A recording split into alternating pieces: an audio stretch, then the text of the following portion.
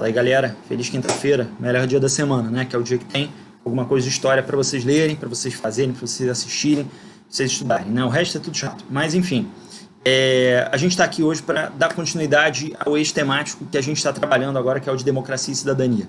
A gente já falou sobre democracia e cidadania no Brasil, hoje a gente vai fazer uma abordagem com história geral, né? O vídeo, mais uma vez, ficou um pouco longo, eu vou dividir ele em capítulos aí para vocês, mas de qualquer maneira eu espero que vocês gostem, tem muita coisa maneira. Eu falei de imperialismo, falei sobre a construção e idealização da ONU, sobre o pós-45, falei um pouquinho de Guerra Fria, falei de independências na África e na Ásia, enfim, o negócio ficou bem grande, mas eu espero que tenha ficado bacana, valeu?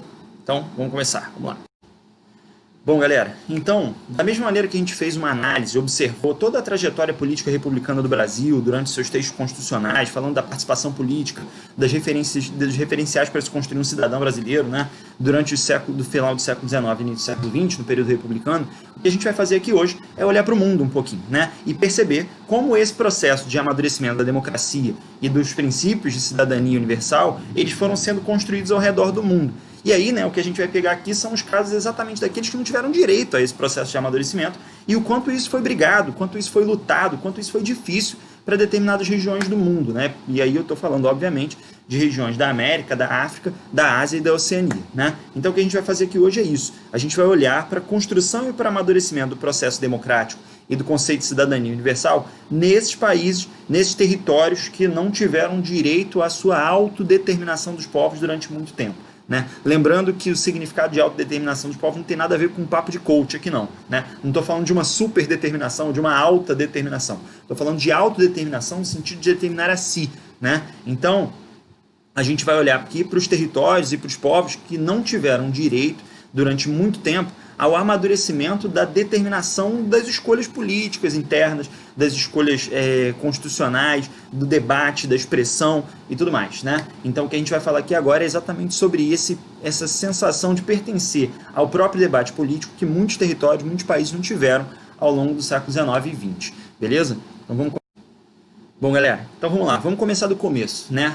Lá no final do século XIX, quem é que não tinha esse direito à autodeterminação dos povos, né? Quem é que não tinha esse direito de fazer as próprias escolhas políticas, de se reunir em comunidades e tomar as próprias decisões, escolher as próprias representações administrativas, etc. Né? Quem é que não tinha essa possibilidade de escolha? Né? As nações que eram invadidas e ocupadas pelo processo que a gente chama de expansão imperialista europeia do século XIX. Né? E como é que se deu esse processo? A Europa, durante a segunda metade do século XIX, vivia um processo de modernização tecnológica intenso, que os geógrafos gostam de chamar de segunda revolução industrial. Não é? Essa segunda revolução industrial ela tem um impacto grande sobre o processo produtivo europeu e sobre as relações econômicas europeias. Mas, para além disso, ela também tem um efeito muito profundo sobre a intelectualidade europeia, que começa a olhar para os outros lugares do mundo como lugares de inferioridade, como lugares de primitividade. Por quê? Porque esses lugares não tinham atingido o status, o patamar de desenvolvimento tecnológico europeu. Né? Então, para a intelectualidade europeia, para o entendimento europeu de mundo, para o olhar dos europeus sobre o outro, né, eles viviam naquele momento um status de evolução que ninguém tinha alcançado. E esse status de evolução que ninguém tinha alcançado tornava o europeu merecedor da expansão territorial, da dominação de outros povos, sob um argumento de que era ele o único ser capaz de levar a modernidade, a civilização, o avanço, a evolução para essas populações, para essas raças que viviam para além do continente europeu. É assim que se constrói uma justificativa para a expansão imperialista e para a dominação territorial europeia sobre a África, sobre a Ásia e sobre parte da América. Então, o que é esse momento do final do século XIX para a gente aí? É um momento em que o europeu olha para si, enxerga a sua tecnologia, o seu desenvolvimento tecnológico como justificativa para criar parâmetros de evolução racial. Naturalizam uma perspectiva de superioridade racial e, a partir dessa naturalização, justificam a sua dominação sobre outros povos, alegando que esse não era apenas um direito deles como seres mais evoluídos, mas uma obrigação deles como seres evoluídos e que deveriam levar a civilização a outros territórios. Né? Um poeta americano chamado Rudyard Kipling, ele chega a escrever um poema falando sobre o fardo do homem branco, sobre a obrigação do homem branco europeu de levar tudo aquilo que tinha para outros lugares, para outras civilizações bárbaras e primitivas, né? Aí na imagem a gente mostra bem como é que esses caras estão lendo esse momento, quando o Victor Gilliam, que era um cartunista nova-iorquino, ele desenha aí a Inglaterra e os Estados Unidos subindo uma montanha em direção à civilização, né, e carregando nas suas costas populações consideradas naquele momento como populações inferiores, né? Então esses caras eles constroem todo um arcabouço cultural para justificar a sua dominação territorial e para justificar a sua tutela sobre outros territórios do mundo a partir da sua superioridade tecnológica e da sua estruturação como civilização, né? Então é assim que começa esse debate da gente sobre a autodeterminação dos povos, falando sobre como se justifica a não concessão da autodeterminação dos povos para vários territórios do mundo no final do século XIX. Todos eles sob essa lógica aí do desenvolvimento e da dominação tecnológica capitalista do século XIX. Beleza? Mas do jeito que você está falando, dá a entender que os europeus foram lá, ocuparam, levaram a modernidade, a tecnologia, a civilização, e boa parte das populações que recebem essa galera simplesmente ficam lá apáticos, olhando, né? Eles chegaram e dominaram a gente, vamos aprender com eles, né? Tem até um quadrinho, uma charge de um personagem meio famosinho aí pra galera da minha geração, eu sou um pouco velho, não sei se vocês vão conhecer, mas tem um monte de cartoons de um personagem chamado Tintin e que mostram uma visão bastante clássica europeia em relação a essa percepção, né? O Tintin no Congo é uma revistinha que eu tinha quando eu era moleque, não sei nem se ela é mais comercializada. O Tintin no Congo ele mostra isso, né? O Tintin, um personagem, um jornalista belga, saindo da Europa e indo para o Congo, né? E quando ele chega lá, a apatia para receber ele é muito grande, né? Tá todo mundo meio admirado com as tecnologias que o Tintin traz, com o conhecimento que o Tintin tem. Enfim, é um cartoon feito por um quadrinista chamado Hergé e que é extremamente preconceituoso e trata dessa visão clássica que se tem sobre a dominação europeia, sobre a África, sobre a Ásia, sobre a Oceania, que é uma dominação aparentemente unilateral, né? Os europeus chegam, eles impõem todas as suas referências, toda a sua dominação tecnológica e econômica, e esses povos eles ficam simplesmente admirados, olhando e observando, né? Pois é, não é exatamente assim. A gente tem vários relatos de resistência, a gente tem conhecimento sobre várias estratégias de resistência, e o que a gente pode falar é que elas aconteceram durante todo o processo. Desde o final do século XIX até o final do século XX, a gente tem movimentos organizados para resistir a essa presença cultural europeia, a essa imposição dominadora da economia europeia sobre o continente africano, asiático e tudo mais. Em determinados momentos, isso se dá de maneira mais formal por governos que já estavam no poder naquele momento, como é o caso, por exemplo, dos turco-otomanos na Líbia, que organizam sua resistência militar e são derrotados, ou sobre povos organizados em confederação e que tentam resistir de maneiras deslocadas, em territórios deslocados, como é o caso dos Ashanti na região de Gana, na atual Costa do Sol, ou melhor, na região da Costa do Sol, atual Gana, né, e dos Daomeanos no Benin. Então, tipo assim, você tem povos organizados, militarizados, que estão resistindo a essa presença europeia lá naquele contexto da dominação europeia. Eles conseguem resistir a essa dominação europeia? Não. De maneira geral, não. Mas isso também não significa que eles se submetam a ela. O que a gente tem que entender é que muitos desses movimentos, quando começam a conquistar a sua independência lá na frente, eles estão amadurecendo a sua luta e a sua articulação desde o final do século XIX. Eles não simplesmente surgem lá no processo de independência. Eles estão mobilizados. A questão é que eles não conseguem fazer frente ao poderio econômico, militar europeu que se impõe sobre o continente africano, asiático, lá no final do século XIX e ao longo da primeira metade do século XX também. Beleza? Bom, mas afinal de contas, de onde é que surgiu essa expressão autodeterminação dos povos? A tutela europeia do século XIX, a gente já falou, a resistência das comunidades africanas, asiáticas e da Oceania a essa presença europeia, a gente também já entendeu que existia, mas quem falou pela primeira vez que essa autonomia, que essa autodeterminação, ela tinha que ser respeitada? Bom, essa expressão ela saiu da boca pela primeira vez na história por meio desse cara aí, né? O Woodrow Wilson. Ele era presidente dos Estados Unidos e ele falou sobre a autodeterminação dos povos no final da Primeira Guerra Mundial durante as negociações de paz. Como vocês bem sabem, como vocês já estudaram antes, né? E como vocês podem vir a estudar de novo aí comigo, a Primeira Guerra Mundial é uma guerra de impérios, né? E nesse sentido, ela mostra muito esses interesses europeus pela dominação e pela expansão dos seus territórios. Então todo mundo que se envolve na Primeira Guerra Mundial está em disputa por territórios, por reservas econômicas, por reservas naturais, por reservas de mercado. Então o que os países europeus estão buscando da Primeira Guerra Mundial é uma afirmação econômica e cultural, né? Beleza. Quando a guerra acaba, esses países todos estão em frangalhos, né? O único país que sai inteiro da Primeira Guerra Mundial são os Estados Unidos, né? E quando os Estados Unidos chegam lá, nas negociações de paz, depois que a Alemanha se rende e vai negociar a sua rendição lá em Paris, em 1919, o que o presidente dos Estados Unidos faz? Ele apresenta a sua carta de intenções para um novo mundo. Ele chama aquilo de os 14 pontos de Wilson. E os 14 pontos de Wilson, eles resumem o que o presidente acreditava que deveria ser um novo momento da história mundial, né? Aquela Primeira Guerra Mundial tinha sido a guerra para acabar com todas as outras guerras, e aqueles 14 pontos que ele estava apresentando eram os pontos necessários para se construir uma nova paz no mundo, né? E aí vamos lá, vamos ver o que mais ou menos ele propõe para o mundo aí como negociação de paz, né? Pactos abertos a serem alcançados sem acordos secretos. Ó, beleza, tranquilo. Livre navegação absoluta além das águas territoriais, tanto na guerra como na paz. Beleza, então ele quer livre navegação. Remoção de barreiras econômicas e o estabelecimento de igualdade de condições de comércio entre todas as nações. Redução das armas, ajustes livres e imparciais abertos às reivindicações das colônias e formação de uma associação geral de nações sob pactos específicos, com o propósito de fornecer garantias mútuas.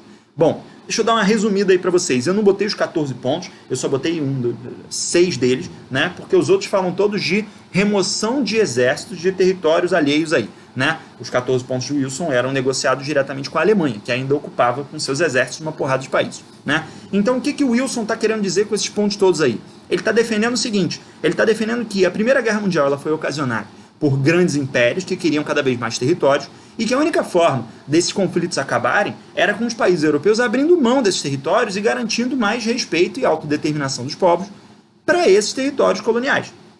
Só que ele não está falando só isso. Ele está falando também que a livre navegação e a livre circulação de mercadorias tinha que ser respeitada nesse novo mundo.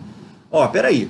Então, o presidente dos Estados Unidos está trazendo uma perspectiva bastante interessante, que é o respeito à autodeterminação dos povos que viviam nas colônias europeias. Que eles tivessem liberdade para amadurecer o seu processo político e a sua cidadania, não é? Beleza. Só que ao mesmo tempo, o que esse cara está dizendo é o seguinte, ó, esse processo de amadurecimento ele tem que estar vinculado a um liberalismo econômico, a livre circulação de mercadorias, a livre concorrência e tudo mais. Pô, peraí, será que é coincidência o cara ser o presidente da maior potência econômica da época e da potência que não tinha sido perturbada no seu processo produtivo? Pelo contrário, o parque industrial americano tinha crescido mais de 400% durante a Primeira Guerra Mundial. Será que era coincidência que esse cara estivesse defendendo o fim do colonialismo, a livre circulação de mercadorias, sendo ele a grande potência econômica do momento? Pois é, tudo leva a crer que não, né? O Woodrow Wilson, ele não é um personagem conhecido pela sua trajetória humanística. Pelo contrário, ele é um cara que contribuiu e muito para a segregação racial nos estados do sul dos Estados Unidos e para a segregação no acesso dos negros americanos a cargos públicos. Então, não, o Woodrow Wilson não é uma figura, uma personalidade humanística ou humanitária, né? Ele era o presidente dos Estados Unidos, o representante da maior potência econômica da época, em busca de livre circulação de mercadorias para atender às suas necessidades de mercado. É o que a gente pode interpretar dessa situação. Mas, no final das contas, ele oferece essa autodeterminação dos povos para o mundo, ele defende essa autodeterminação dos povos para o mundo, e ele ainda defende a criação de um organismo internacional, diplomático, para garantir isso. Uma espécie de rascunho da ONU, e que a galera ia chamar naquela época de Liga das Nações. Foi para frente? Não, não foi para frente. As grandes nações europeias, elas consideravam que precisavam das suas colônias para sua reconstrução no pós-guerra. Então, eles ignoram as propostas americanas e criam uma nova perspectiva de paz, que a gente vai chamar lá na frente de Tratado de Versalhes. Beleza? Mas e aí? Acabou? Morreu? Não teve mais autodeterminação dos povos? Peraí, vai ter sim. Bom, o que a gente sabe é que as formulações de paz negociadas pelos países europeus em 1919 com o Tratado de Versalhes, elas não funcionam, né? Elas constroem um sentimento revanchista no continente europeu, né, por parte principalmente da Alemanha, mas não apenas isso, né? As alternativas que se tinham para a reconstrução econômica dão conta de uma Inglaterra e de uma França que se reconstroem mais rápido do que outras nações europeias, né? E isso resulta numa insatisfação política generalizada com as suas próprias economias em alguns países e que é confrontada diretamente com uma nova alternativa que surgiu ao final da Primeira Guerra Mundial, que era do socialismo soviético. Então olha que parada doida. A gente tem países que se recuperam muito bem, obrigado, né, ao final da Primeira Guerra Mundial, explorando as suas realidades econômicas coloniais, como é o caso da França e da Inglaterra, e a gente tem outros territórios que não conseguem atingir esse mesmo patamar de recuperação e ainda tem dentro dos seus países classe operária, partidos políticos contestando o seu liberalismo, o seu republicanismo e alternando, né, e buscando a alternativa do socialismo soviético. Né? É a partir daí que se constrói uma leitura polarizada da política europeia, em que apenas era possível a alternativa socialista soviética ou uma alternativa mais autoritária que contivesse essa expansão do socialismo, né? E que resulta no crescimento dos movimentos nazifascistas. Esses movimentos nazifascistas, por sua vez, dão origem aos comportamentos de expansão territorial que vão levar à Segunda Guerra Mundial. Né? O que a gente tem aí na nossa imagem é um mapa dos exércitos da Alemanha nazista ocupando boa parte do continente europeu, né? Como a Europa Central, territórios como a Áustria, a Tchecoslováquia, Iugoslávia, Romênia, Polônia, parte da Rússia. Então esse aí é o mapa em que a gente congela o espaço ocupado pelos nazistas durante boa parte do início da Segunda Guerra Mundial até 1941. Bom, e o que isso tem a ver com a autodeterminação dos povos? Bom, isso tem a ver com o fato de que naquele momento a Inglaterra era uma nação isolada e outros territórios europeus eram ocupados pelos exércitos nazistas. Então boa parte dos seus representantes de governos republicanos estavam exilados na Inglaterra ou nas suas colônias. Né? Então o grande lance aí é a gente tentar olhar para a Europa agora e perceber o seguinte: os nazistas ocuparam tudo, não existe frente militar para conter o avanço nazista na Europa e a Inglaterra está isolada. Né? A quem que a Inglaterra vai pedir ajuda dentro do contexto da Segunda Guerra Mundial para recuperar territórios, para se defender, e a quem essas representações diplomáticas de países invadidos pelos nazistas vão correr atrás do apoio militar para tentar reverter o quadro da Segunda Guerra Mundial? Bom, exatamente, aos Estados Unidos. Só que o que os americanos fazem quando eles estão dentro desse cenário de entrada na Segunda Guerra Mundial e eles já estão praticamente com o pé na guerra na Europa? Eles começam a negociar essa entrada. E como é que eles negociam essa entrada? Bom, eles tiram do fundo do baú as propostas do Woodrow Wilson, só que repaginadas, num documento que o presidente Franklin Roosevelt, o presidente dos Estados Unidos à época, vai chamar de Carta do Atlântico, e que ele vai apresentar para o primeiro-ministro da Inglaterra, o Winston Churchill, numa embarcação militar, toda cercada de soldados americanos, ingleses e tudo mais. Né? E o que tinha lá na Carta do Atlântico? Bom, tinha esses 8 itens aí que eu também botei para vocês darem uma olhada. Né? Nenhum ganho territorial seria buscado pelos Estados Unidos ou Reino Unido naquela guerra. Ou seja, eles estavam querendo derrotar o nazismo para restabelecer a paz no mundo. Muito bonito. Os ajustes territoriais devem estar de acordo com os desejos das populações afetadas. Ou seja, a Carta do Atlântico era uma carta para garantir a liberdade e a democracia no mundo. Bonito, né? Reconhecimento do direito à autodeterminação dos povos. Voltou, né? Voltou ao debate aí e tudo mais. Barreiras comerciais devem ser excluídas. Ó, como voltou, né? Voltou tudo mesmo, voltou de geral, né? Há de ser uma cooperação econômica global e o avanço do bem-estar social. Ou seja, a Carta do Atlântico ela ainda pretendia a criação daquele organismo diplomático que tinha sido proposto lá em 1919 pelo Wilson, né? A liberdade de desejo e de medo seriam executados, há de se ter liberdade dos mares e o desarmamento das nações agressoras em comum após a guerra seria feito.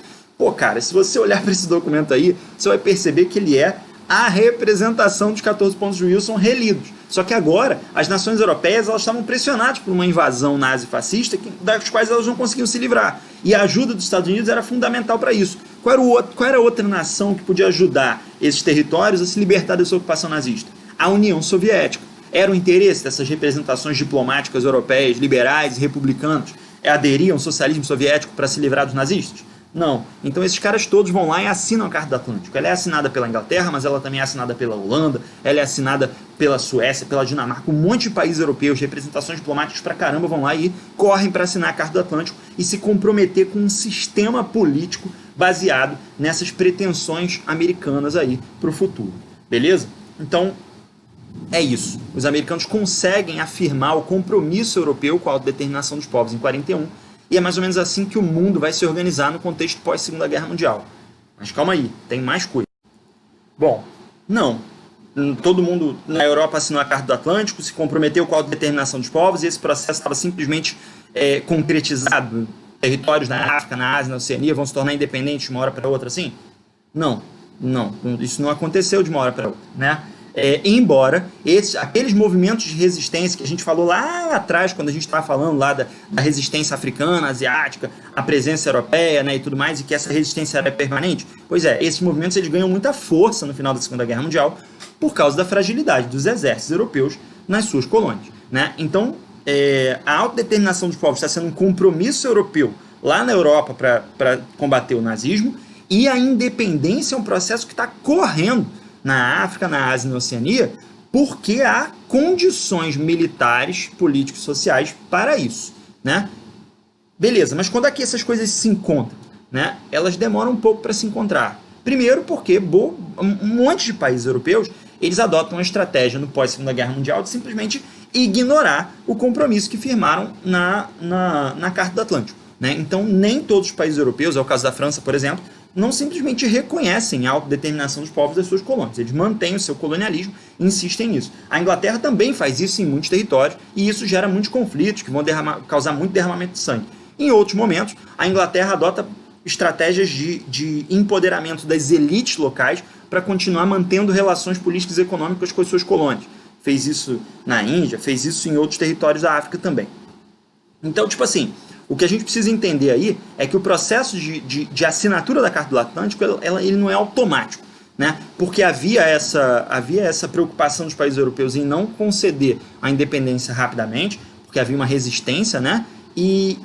Mas também por uma outra questão, por uma outra perspectiva. Quando a Segunda Guerra Mundial acaba, há duas grandes superpotências que saem vitoriosas dela, a União Soviética e os Estados Unidos, né? E representam modelos, sistemas ideológicos completamente diferentes, o socialismo soviético e o republicanismo liberal, né? Esses dois movimentos, esses dois sistemas, eles são possíveis para esses territórios que estão fazendo a transição para sua independência. Mas qual eles adotariam? Pois no caso dos Estados Unidos, os americanos eles se ampararam na construção da Carta do Atlântico para formalizar também, mais tarde, um sistema econômico que a gente chama de sistema Bretton Woods. O sistema Bretton Woods é um sistema econômico que construiu ferramentas de afirmação do capitalismo no mundo. A gente conhece essas ferramentas porque elas existem até hoje.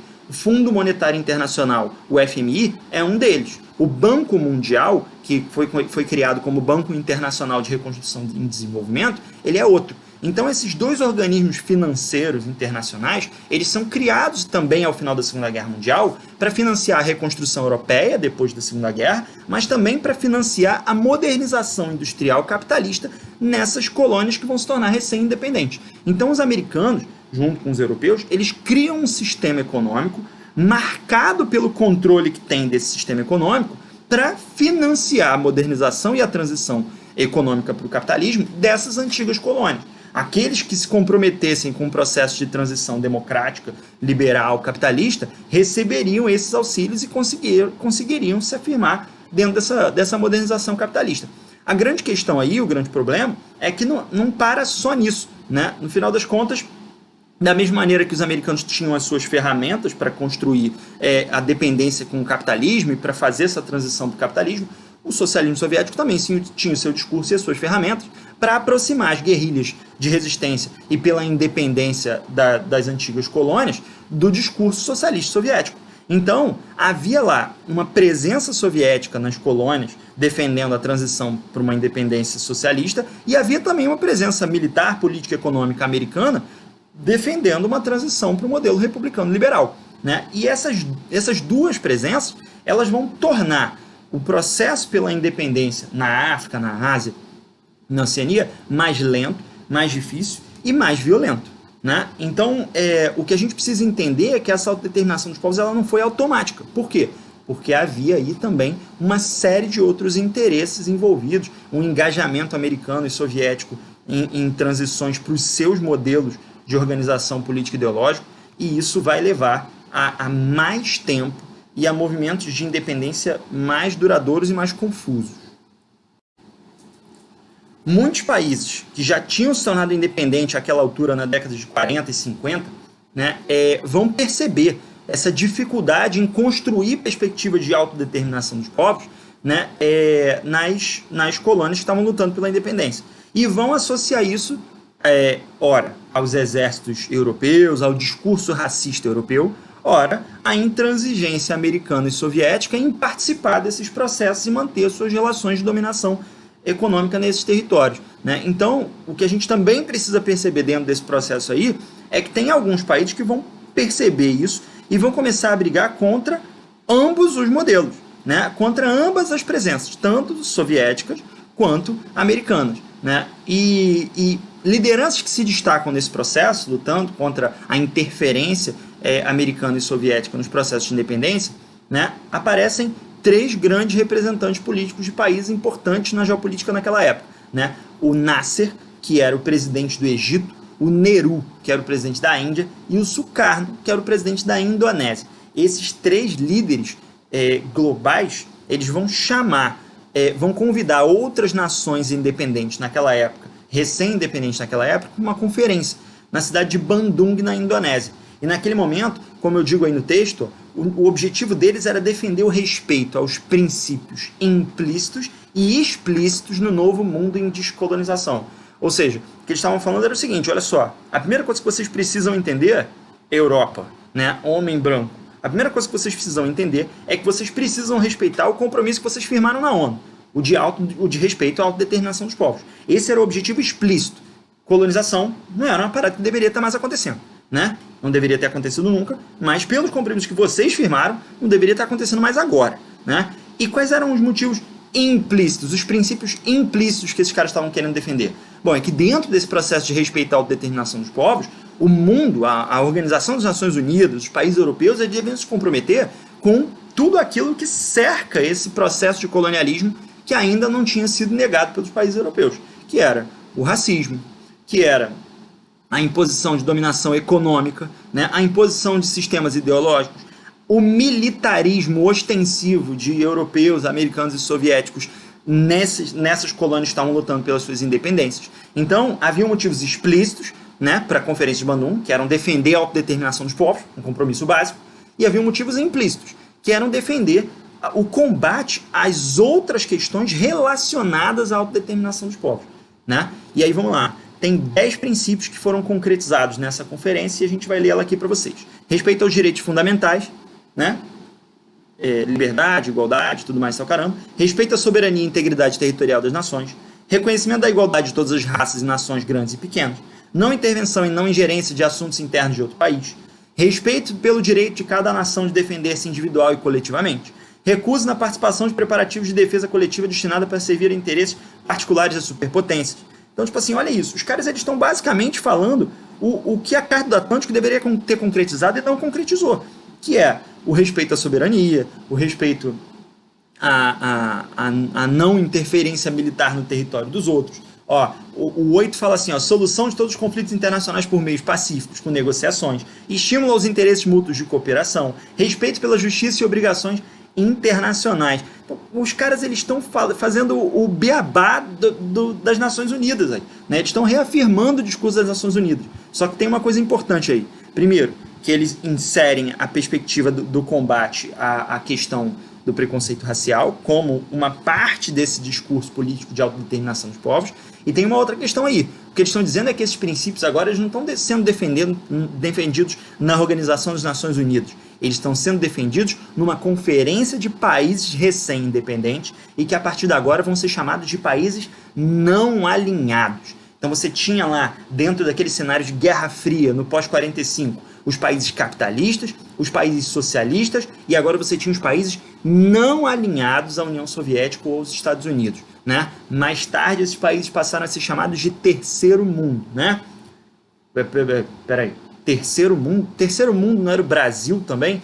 Pois é, dentro de uma perspectiva centralista do continente europeu, os países de terceiro mundo, como eram todos recém-independentes, eles passaram a ser taxados pejorativamente como países pobres, né? E aí, nesse sentido, outros países pobres que eram alinhados aos Estados Unidos, no caso do Brasil, no caso do México e outros países, né, da América Latina, eles vão ser simplesmente tratados como países de terceiro mundo também, porque rotulados como países pobres ou países em desenvolvimento.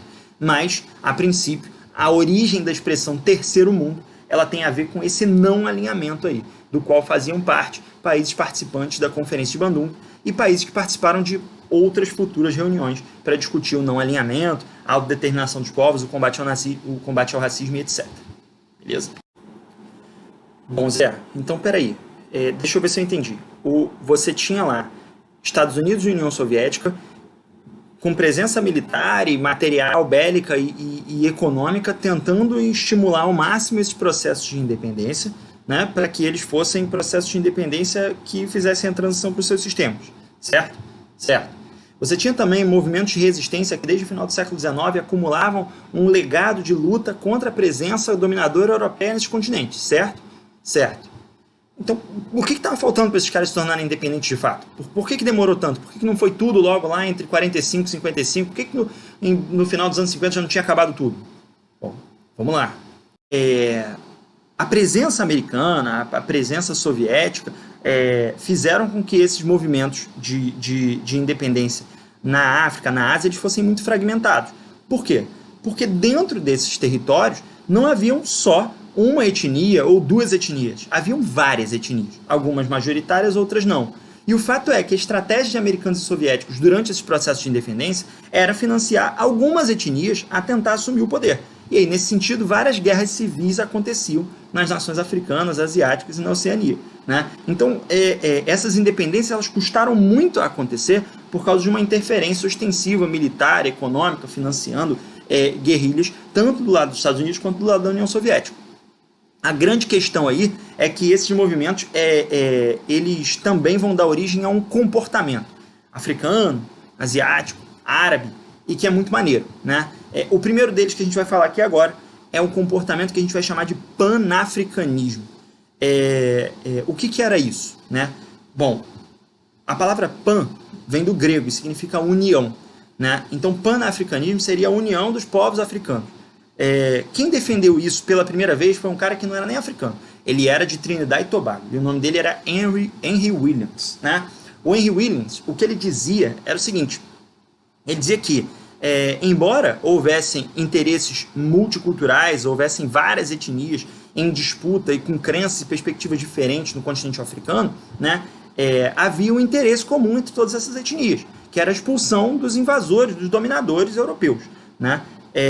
E nesse sentido os americanos entravam dentro dessa mesma perspectiva, dentro desse mesmo olhar. Então esse movimento chamado de panafricanismo, ele defende a união dos povos de origem africana na luta contra o dominador, contra o escravizador, que era o homem branco europeu, certo? Então o discurso do panafricanismo, que em determinadas regiões da África foi chamado também de discurso da negritude, né, e que em países árabes também assumiu a feição de pan-arabismo, né, ele é uma estratégia de adotar uma essência em comum para diversas etnias que têm comportamentos diferentes. E que essência é essa? É a essência da luta contra aqueles que exploram e que naturalizam uma igualdade. Se os europeus tratavam a África como um só país, como um só território, como um só, e os africanos como um só povo, né? Se os europeus tratavam o mundo árabe como uma coisa só, então era preciso que o mundo árabe, que o mundo africano respondesse com uma capacidade de organização para lutar contra essa dominação, né? O discurso do panafricanismo, ele inclusive reverbera no mundo sobre diversos formatos. No caso do Brasil, o formato mais comum do discurso panafricanista se expressar foi na cultura, né? Principalmente no pagode dos anos 80. Pode parecer brincadeira, mas não é não.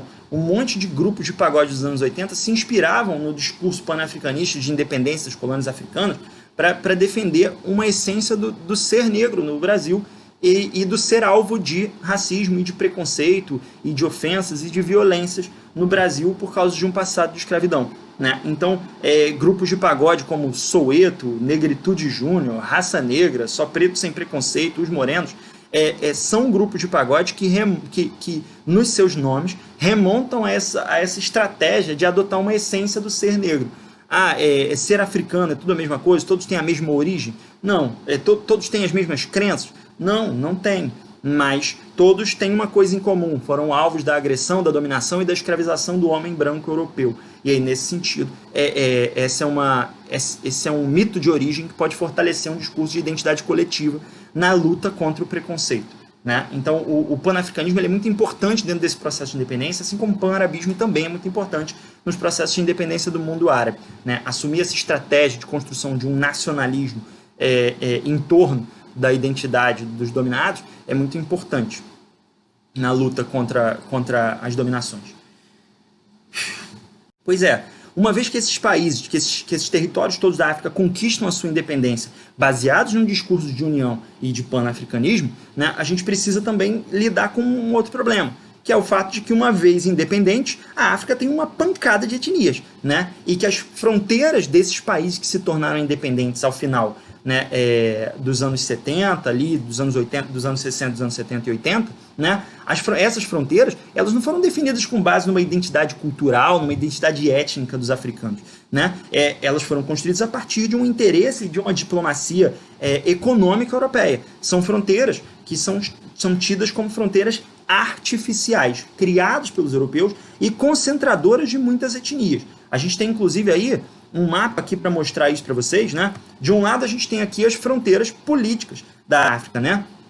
E que foram criados lá pela Conferência de Berlim durante a expansão imperialista do século XIX, né? E no outro a gente tem uma divisão étnica. Esse é um estudo sobre os troncos linguísticos e sobre os referenciais étnicos da África nos anos 50. Né? Então, tipo assim, isso aí não é nem uma representação da identidade de hoje, é uma representação do que os europeus puderam conhecer e estudar lá nos anos 50 para saber da diversidade do continente africano.